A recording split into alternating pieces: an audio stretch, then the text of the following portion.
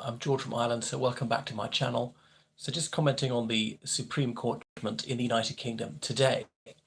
Now, as anticipated, as I guessed, the Supreme Court ruled that Scotland cannot hold another referendum on leaving the United Kingdom unless Westminster grants permission. At the moment, there's no sign that Westminster is going to do so. So the situation is this. The Scottish National Party has governed in the Scottish Parliament since 2007, and they've gone from strength to strength. So the SNP's programme is to take Scotland out of the UK and back into the European Union. 2014, remember, the United Kingdom was still within the European Union. The Brexit referendum hadn't yet been held. Scotland held a referendum, and there was a 6-word question: should Scotland be an independent country? That was it. Now, the wording was problematic because, of course, if it was going to leave the UK and yet remain within the European Union, well, it wasn't independent. I know people may disagree on that one. The European Union might be magnificent, but you're not independent if you're in it.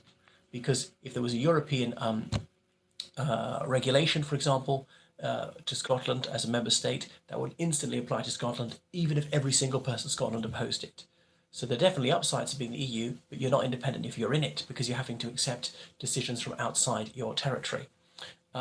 Anyway, so Scotland was granted devolution in 1997, actually took effect in 1999. The Scottish Parliament opened in Edinburgh.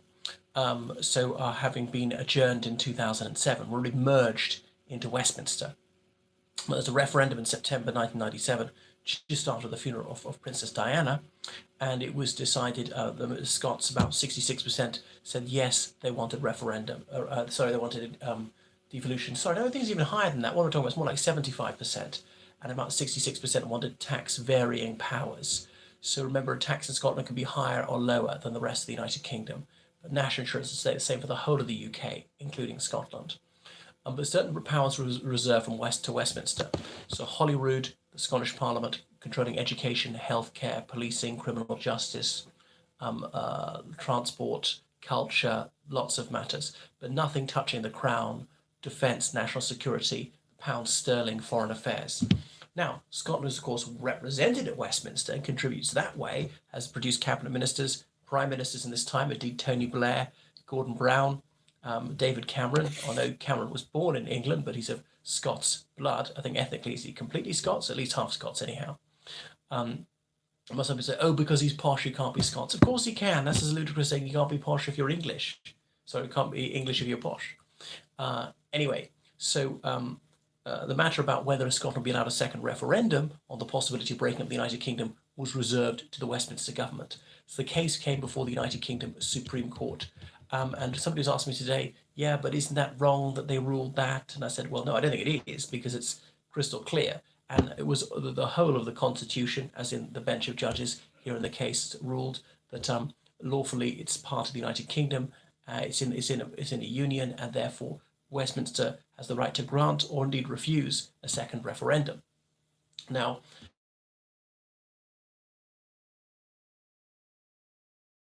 there are more referenda, because there's 55% voted no, they don't want to leave the United Kingdom, 45% voted yes.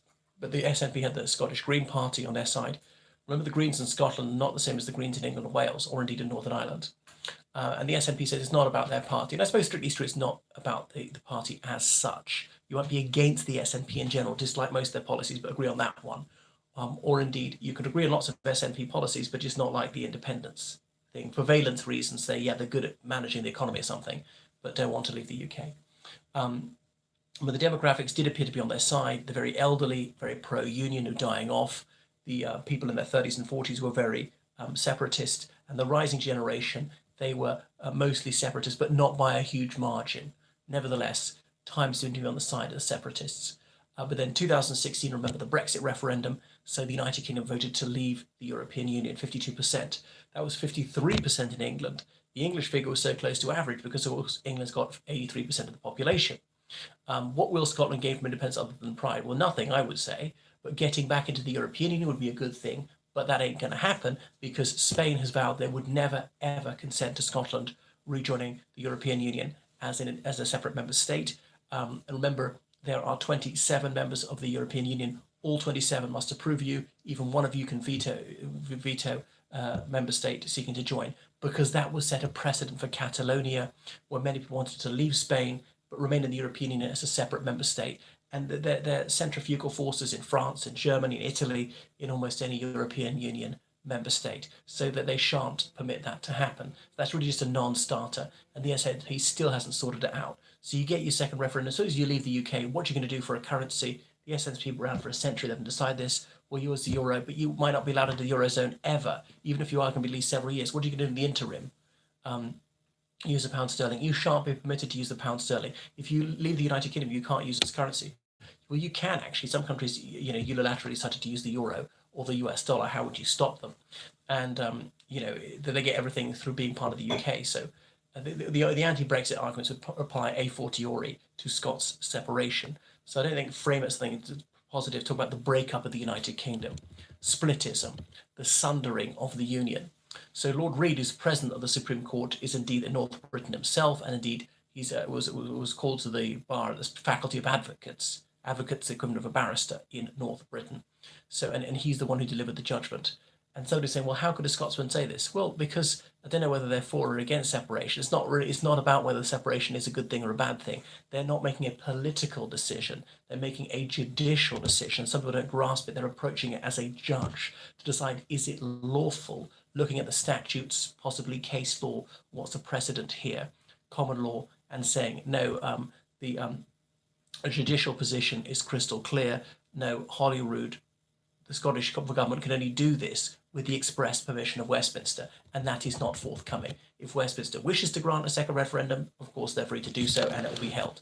Because remember, in 2014, David Cameron, the Prime Minister, did, and he was not legally obliged to, but he said, if the SNP wins another Holyrood election, and they didn't win an absolute majority of that, but if they win another Holyrood election, then he would allow one.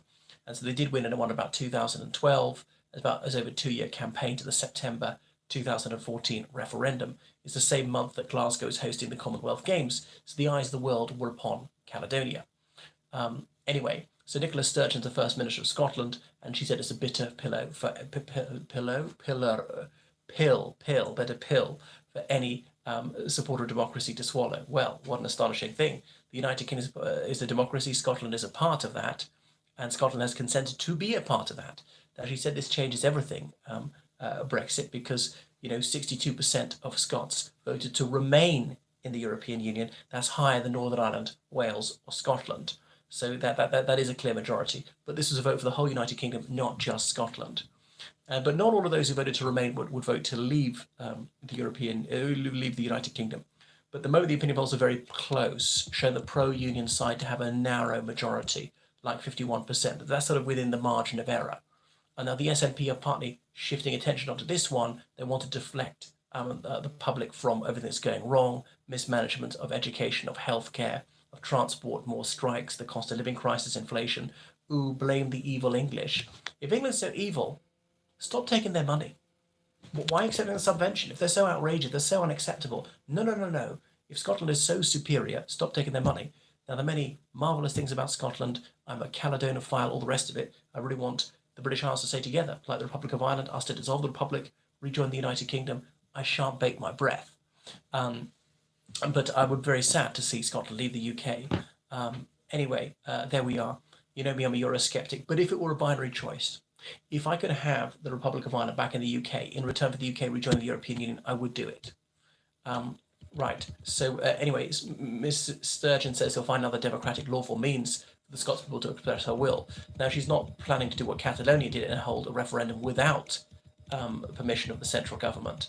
Now, she could say, well, I'll just interpret the next Holyrood vote as being about that election to the Scottish Parliament. But that's not quite the same thing, because there are multiple issues in an election. There's one issue in a referendum. It's about how you're doing in health, education, transport, policing, the environment, the economy, everything, as well as the candidates. I like or dislike this individual candidate, this party, not about one question. It's very blurred. Right, so thank you so much for watching my channel. Please subscribe on Patreon and donate on PayPal, georgecallahan79@gmail.com. Bye.